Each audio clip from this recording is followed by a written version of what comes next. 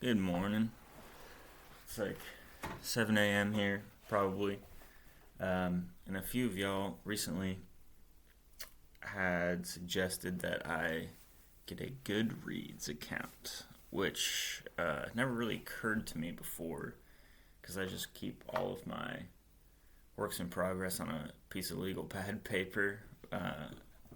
Pretty analog with it, but I got one and it's pretty fun, honestly. And there's a feature on there about what you're currently reading, and I thought that was an interesting angle to like make a video about instead of something that I read, forever ago and liked.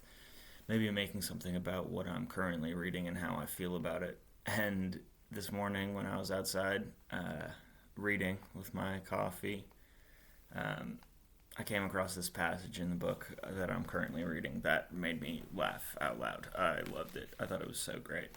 And so I thought I'd share just a brief little bit about the book I'm reading now, which is Study for Obedience by Bernstein, who is one of my professors, actually, at my university. So the book, the way it's written stylistically, is actually really not a style that I've loved in the past. It is kind of, who's a good comp? Maybe somebody who writes these very long, winding, complex sentences.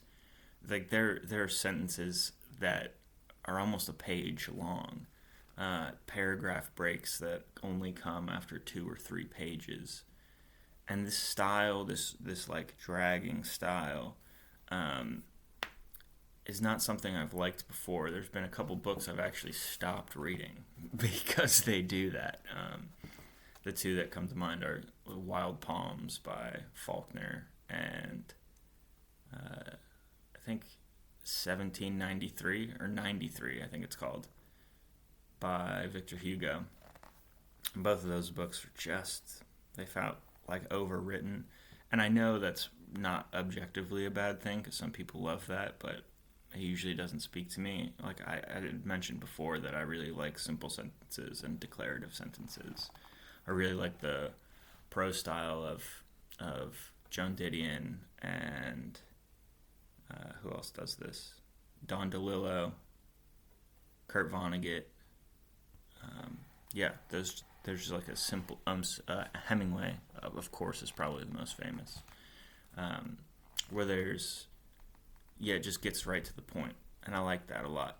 And this book doesn't do that, but surprisingly, I like it a lot.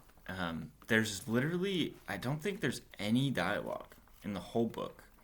It is this exploration that is wholly internal to this person, which is why I think it's called a study for obedience, by this person who's raised in a family where she has a penchant for service.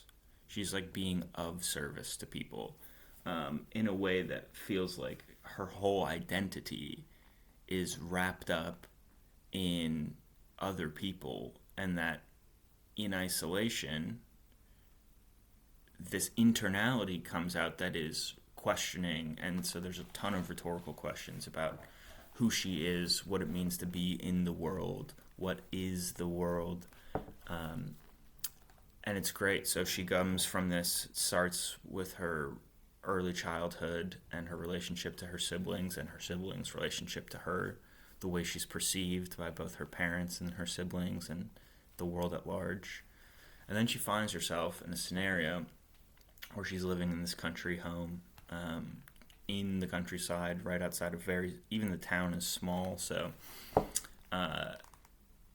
she's living in this house by herself and with this dog, Bert, who is very old and a little decrepit, but even that companionship is still person to animal. So she's now put in this position of being alone in the world. Maybe not for the first time, but in a way that is making her consider what it means to be herself. And it's really great. And the passage that I read, like here's an example maybe of something.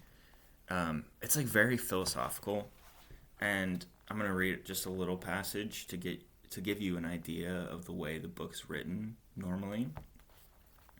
So this is from page 70, which is, "Here I thought as I made my slow way home, my fingers stained by the new fresh berries. Here was what came to the surface after so many throes and convulsions.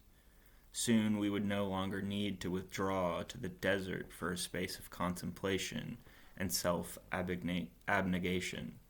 Soon personal ascesis would arrive in the form of one more letter, one more mass mortality event, one more migration stopped by total annihilation.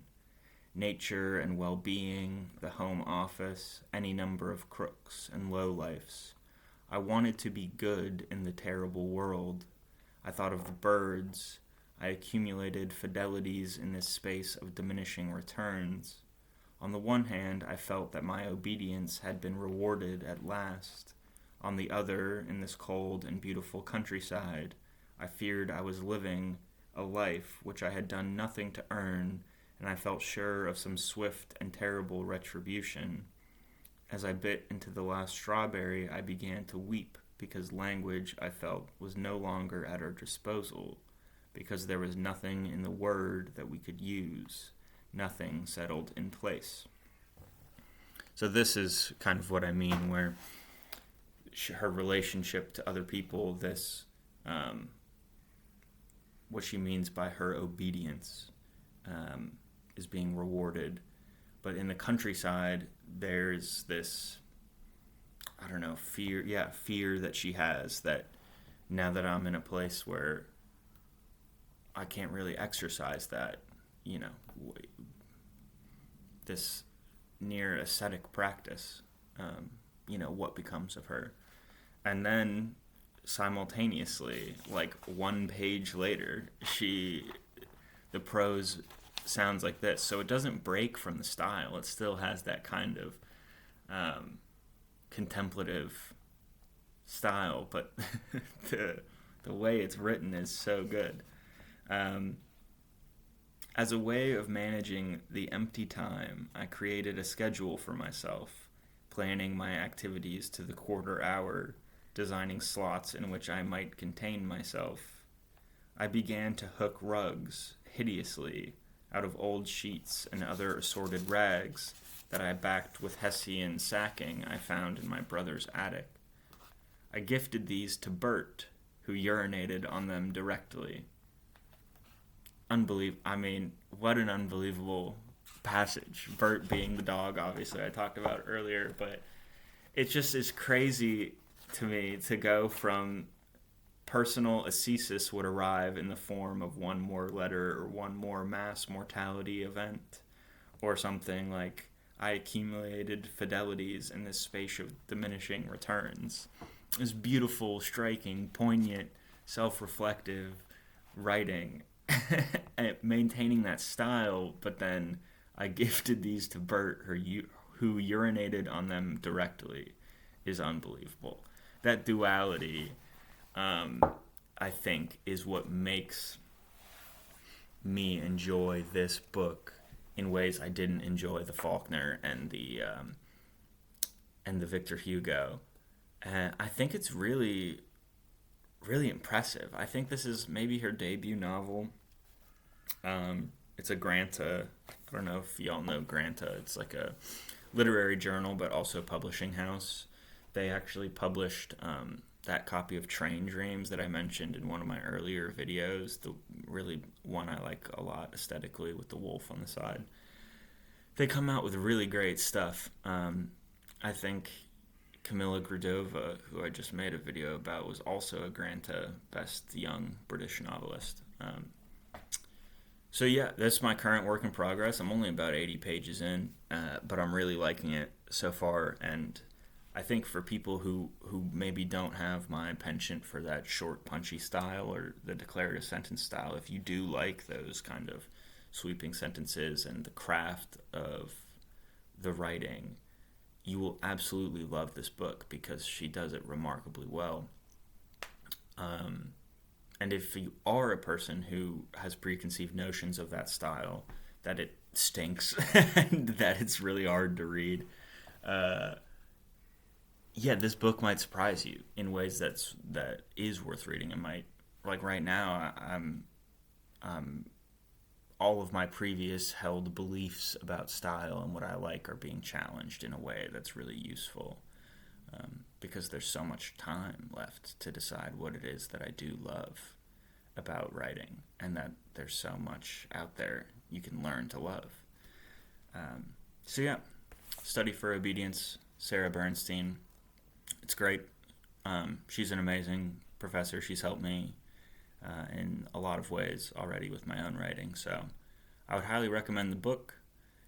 So far, don't hold it against me. I might change my mind. Maybe I'll make another video when I actually finish it. But I just thought I'd share a little work in progress.